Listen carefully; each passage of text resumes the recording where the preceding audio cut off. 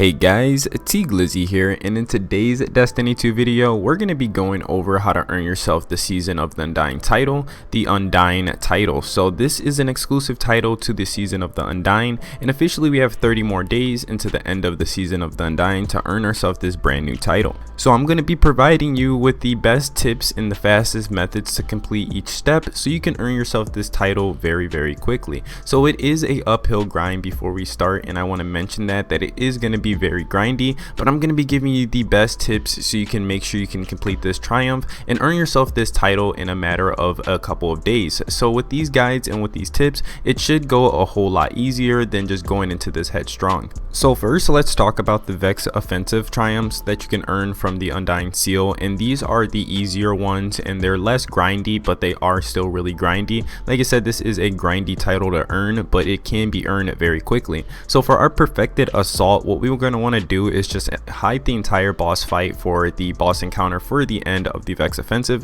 We're just going to hide the entire boss encounter, but if you do think you can survive with actually putting in DPS damage, then make sure you join your teammates in the fight. But there is an option to also hide through the entire boss fight so you can earn yourself the easy triumph of perfected assault. So now for offensive expert, this is actually going to progress two other triumphs alongside it, and that is offensive tactician and offensive sharpshooter. So for offensive expert, it actually progresses really slow, and you are going to be able to get your precision shots done way faster. So that is a huge tip going into this. So I would actually start taking down your offensive expert first and then work on your progression on your precision shots, because you will still be landing precision shots while you are working on the offensive expert triumph.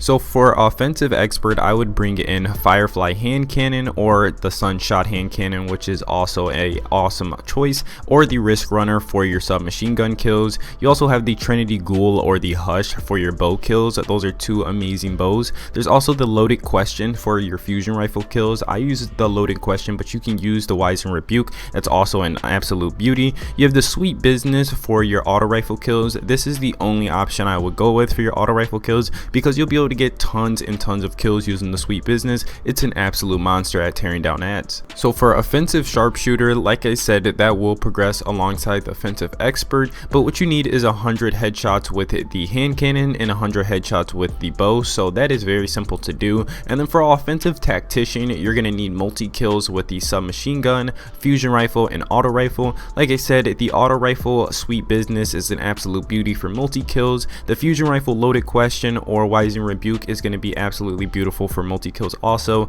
And then either Recluse or the Risk Runner are also awesome choices for multi kills when you are using a submachine gun. So for the operative triumph, you can actually just focus on your offensive expert and your other offensive objectives, because your fire team can actually progress your triumph for you, and all it has you doing is killing oracles. So your teammates are going to want to progress anyways, so they'll be picking up all the relics and actually destroying the oracles. So you just want to focus on getting your kills and getting your kill objectives done. So there are two particular triumphs that are kind of grindy, and they go off of the path of actually getting weapon kills, and these are the Crater Spark and the Dark Side of the Moon. These triumphs involve you using your Arc and your Void subclass. So what I recommend doing is, while you are grinding out inside of the Vex offensive, using your super ability for your Void and your Arc, so switching up between the two to actually progress this quest along. You're going to need 300 kills in each category, so you're going to need 300 super kills for Arc and 300 Void super kills. So I would just progress this alongside while you are doing the Vex offensive, because there are an abundance of enemies inside of that activity.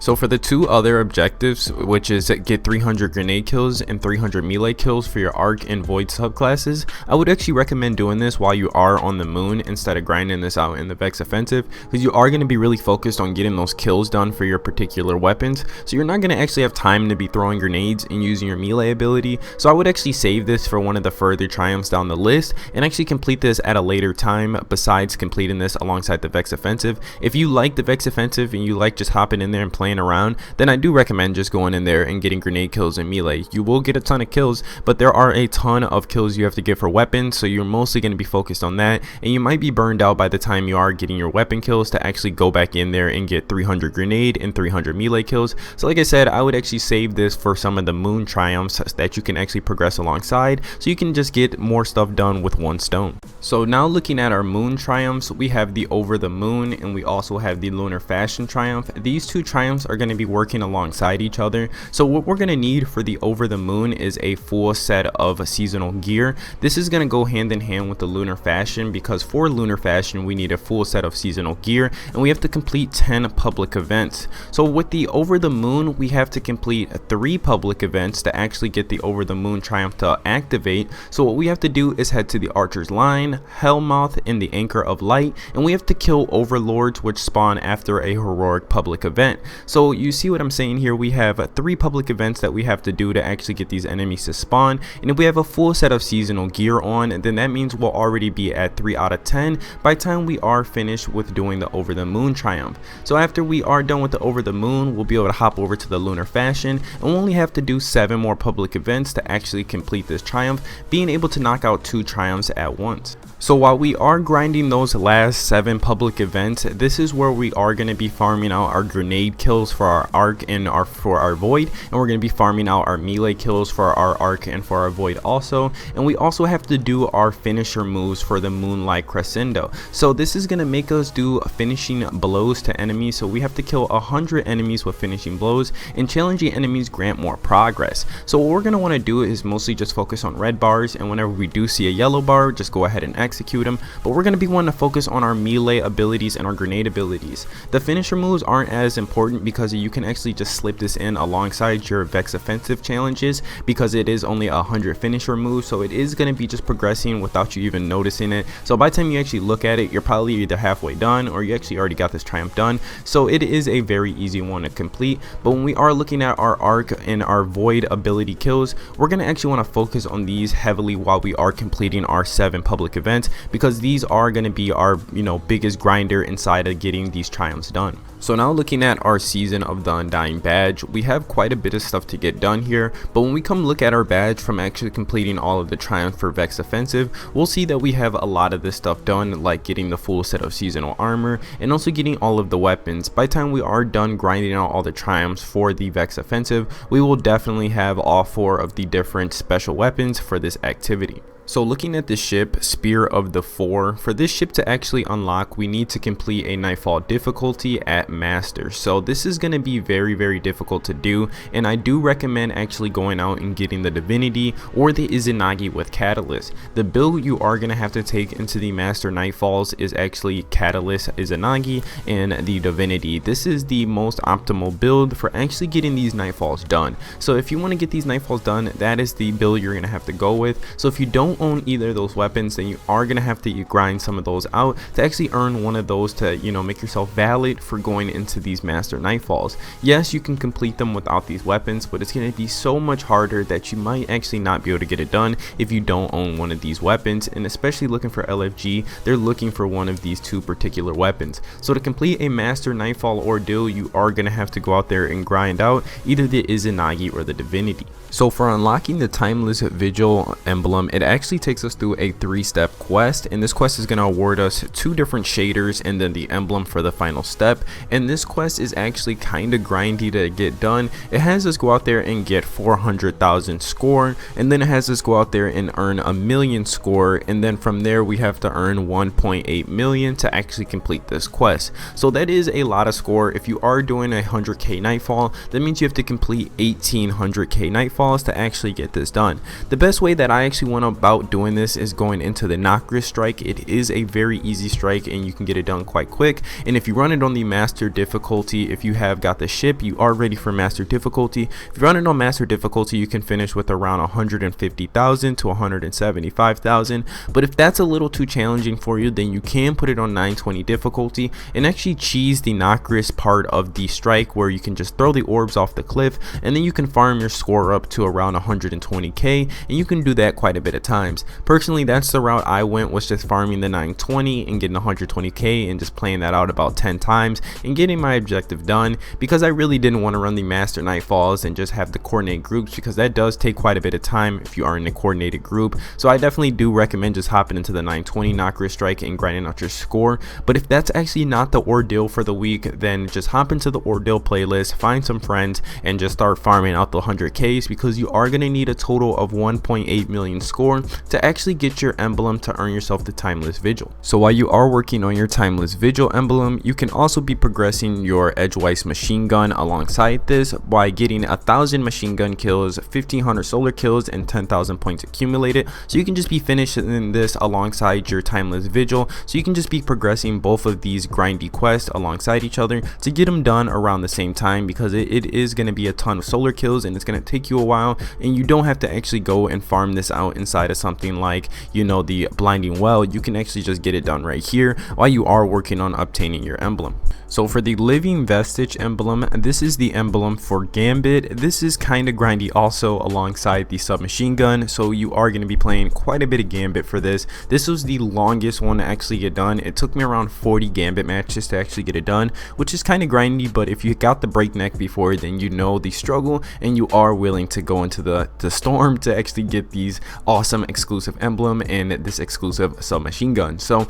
the first thing I want to talk about is the motes banked and also your challenging enemies that you have to kill. So for objective 1 here, it has us only bank 600 motes and also kill 600 enemies, and then we can progress on and we can actually go on to the next step, which is going to have us kill 1,400 enemies and kill 150 guardians. To actually get the guardian kills, I would use the truth. The truth is very broken, and if you invade with the truth, you'll easily walk out with 2 to 3 kills. So I definitely recommend using the truth to progress along your 150 guardian kills, and then anytime anybody invades, just make sure you truth them down and you actually get that invader off the field. And then for your last objective here, it has you kill 600 challenging taken. Now this is very challenging because a challenging taken is involved as a yellow bar taken, and inside of Gambit you don't get a lot of taken to spawn until the very end or while people are sending blockers your way. So what I recommend doing is actually defending the bank quite closely. You want to just keep an eye out for it, and anytime an invader or a blocker comes to your side, you actually want to just eliminate them as soon as possible so you can get those 600 challenging taking kills. So this is going to take quite a while to get done,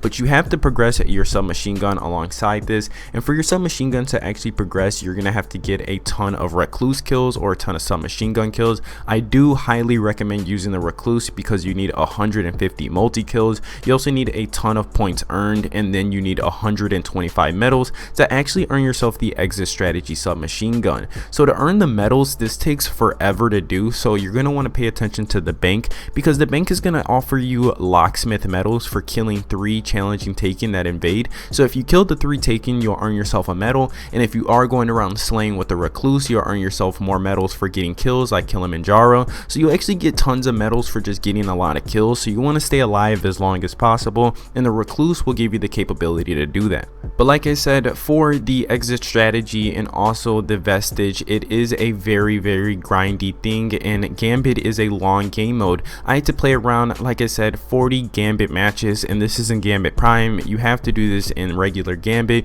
because that offers the most amount of kills you can get, and also the most amount of taking you can kill, offers the most amount of medals to earn. So it is just the best choice for actually getting these done, and playing regular Gambit is the best way to go. I would actually leave Gambit Prime alone and just play regular Gambit to get this done, and you are going to be in there for quite a while, but once it's done, it does feel really good to have the exit strategy. This is one of the best submachine guns in the game, and I highly do recommend it. It's definitely one of my favorites, and then you'll be one step closer to actually getting that beautiful Undying title. So for the Burnished Blade emblem, this has you going out there and reaching heroic rank inside of the Crucible, and also killing 4,050 guardians, and then getting 30 multi kills. So for the multi kills, I would just use the truth, and then when you get lucky, you'll get a double, triple, maybe even a 4-piece from that. So the truth is very broken, so definitely use the truth for getting your multi kills. And then for just getting your guardian kills, it's just going to take you a lot of Crucible. I'd recommend just using the meta. Make sure you use a meta build and don't go outside the meta.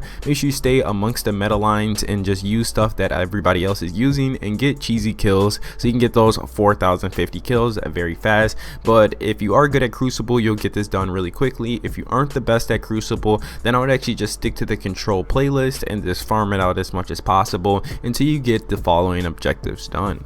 So for the Randy's throwing knife, this has you getting to the Fabled rank inside a competitive and also reaching 450 final blows with your scout rifle, so quite a bit of scout rifle kills there, and then getting a ton of medals inside of the Crucible. Every medal actually only awards like a small percentage, almost like no percentage at all. So what you need to do is actually get cold fusion medals. Those earn a lot of progress, which is a very small bit of progress, but if you get a ton of cold fusion medals, which is 2 fusion rifle kills in 1 life, then you'll actually be able to progress your medals quite fast. Every other medal only awards you a small bit of progress, so only stick to your cold fusions, put on something like the Wise and Rebuke or the Irintel, and just get those fusion rifle kills so you can progress this quest along. If you're having trouble getting your final blows with a scout rifle, momentum control is the best playlist activity. It's only 1 shot to the head with the scout rifle to actually get the kill, so you can farm out your scout rifle kills there very quickly. And then for reaching Fable rank, just use the meta and then play inside of Freelance, and you'll be able to reach Fable rank in no time.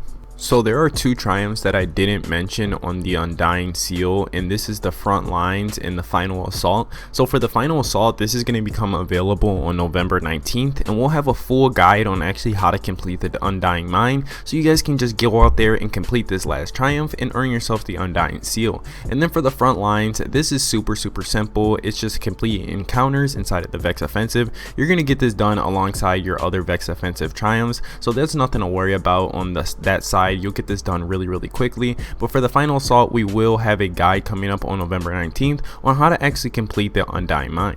We also breezed over the Leviathan's Breath. This is a very easy exotic to obtain. You can find a guide anywhere. It's super simple to do and only takes around 30 minutes to get it, so it's a very simple weapon to actually obtain. I would start off by doing some of the easier stuff so you don't get disencouraged at the start. But yeah guys, if you guys did enjoy the video, please be sure to let me know by slamming that thumbs up button, and don't forget to subscribe for more Destiny 2. And I've been your boy T Glizzy. This has been my awesome viewers, and I'll see you guys in another. Peace.